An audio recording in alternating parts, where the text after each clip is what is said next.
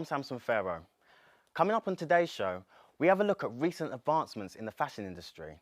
We have a discussion in the world of graphic novels with writer-journalist Paul Gravett, an insight into a macabre alternative to life drawing, and a performance from cabaret duo Bourgeois and Maurice. But to open the show, here are the Trumpet Creepers with an excerpt from their new contemporary piece based on the story of Theseus and the Minotaur. And don't worry, the performance starts in silence.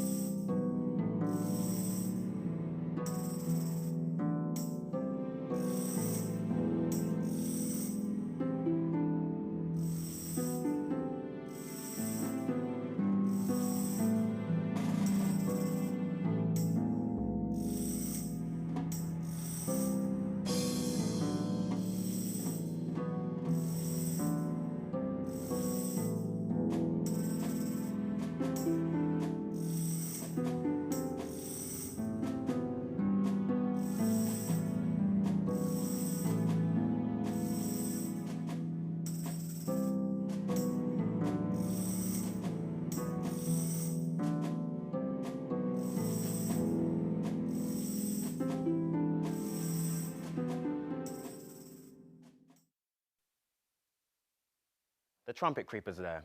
You can see them performing at the King and the Minotaur Labyrinth Gallery in King's Cross from tonight.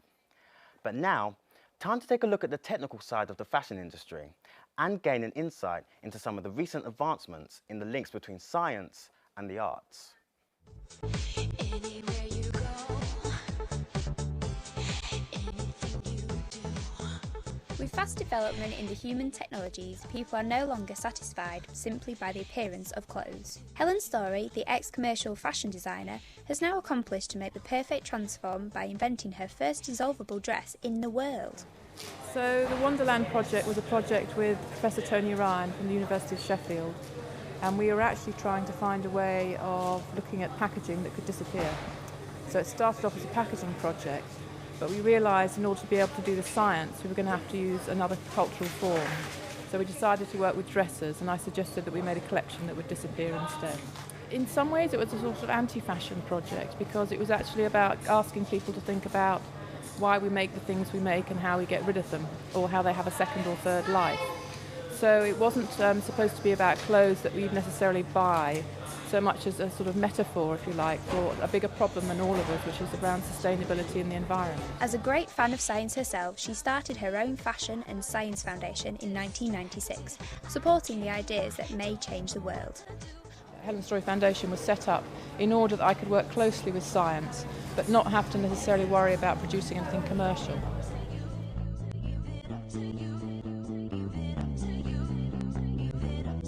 Certainly in the world of research, there's quite a few people beginning to work much closer with science. At Central St Martin's, there's a girl, for example, who's working on growing her own clothes. There are other people looking at how you can embed technology into clothing.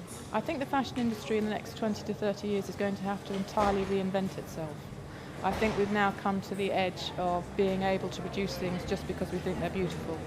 They've now got to have an added purpose and a second life to them. Otherwise, we'll continue to be part of the problem rather than the solution. And I'll say so.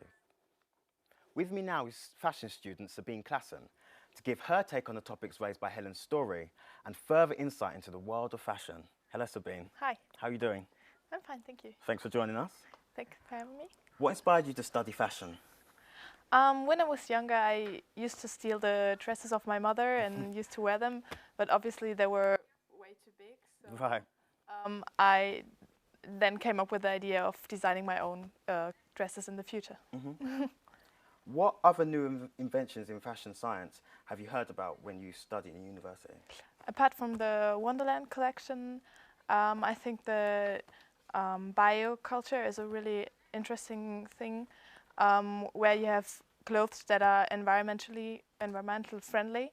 So I think this is a really good new invention. And then we have the spray-on cloths, which I think is also a really cool new thing. Spray-on, wow. Yeah, where you can do your own clothes. Yeah. Yeah. What new textile do you want to use in your next collection the most? For me, it's really important to use the most environmental friendly, nature friendly textiles as well.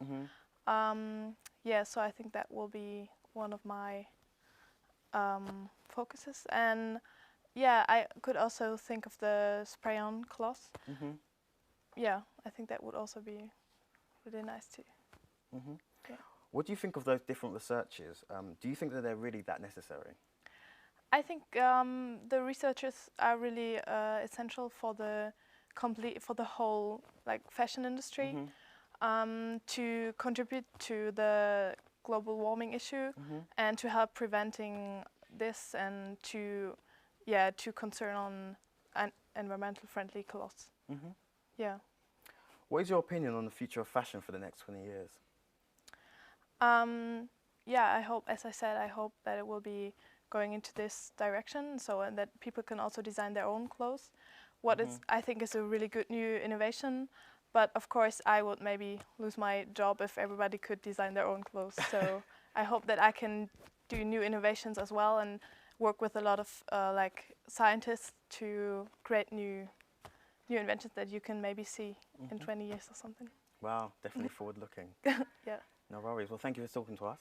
Yeah, thank you for Thank you having very me. much. It's really interesting. Now, with the recent success of The Walking Dead and Kick-Ass, are graphic novels becoming even more popular, or are they still considered the geek's medium? We went to investigate.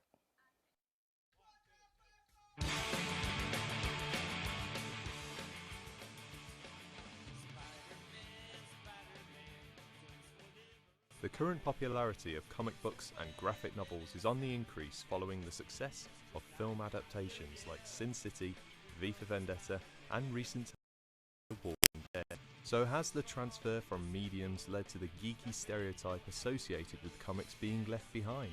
I think it is justified in some ways with the idea of some teens, mainly boys, being kind of rooted indoors, like flipping through comic books, kind of like they're in their own little world, and they don't get enough time, out with real people.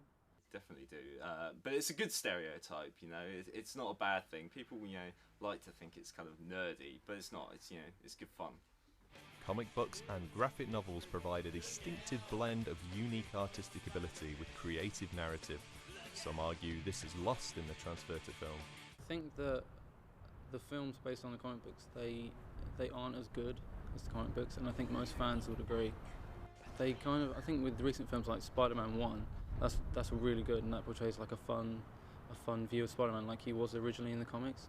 But I think with Dark Knight Returns, the new film, it's a really good film, but it doesn't capture the classic essence of Batman, such as Tim Burton's Batman did. I think a lot of the more recent films have definitely done very good justice. You know, Iron Man is a prime example. You know, that was beautifully done, and things like 300 and Watchmen as well are some of the best adaptations. They look exactly like the comic book. The glamorization of comic books in the form of Hollywood blockbusters has led to their integration in pop culture all over the world. I think that television and movie adaptations appeal more to people than comic books because they reach a wider audience, and because millions of people go to the cinema and millions of people can watch TV every day. It's a lot more accessible for people. You know, there isn't a comic shop in every town to start with. You know, it's much easier for people just to sit back on their sofas or in a cinema and just absorb the information. So has the geeky stereotype associated with comics been lost in the appeal of these films? I think they come with a stigma that if you read them, you're a nerd or you're a geek as well. Whereas a massive, big blockbuster film is being advertised in a way that you're cool if you go see it. Comic books and graphic novels have come a long way over the past few decades, both in terms of content and public reception. They've changed because they've grown up with the customer base. So in the 60s, you know, when comics were starting to boom, they were for a younger sort of 10-year-old age group, and then as the years have gone by, they've grown up with the customers.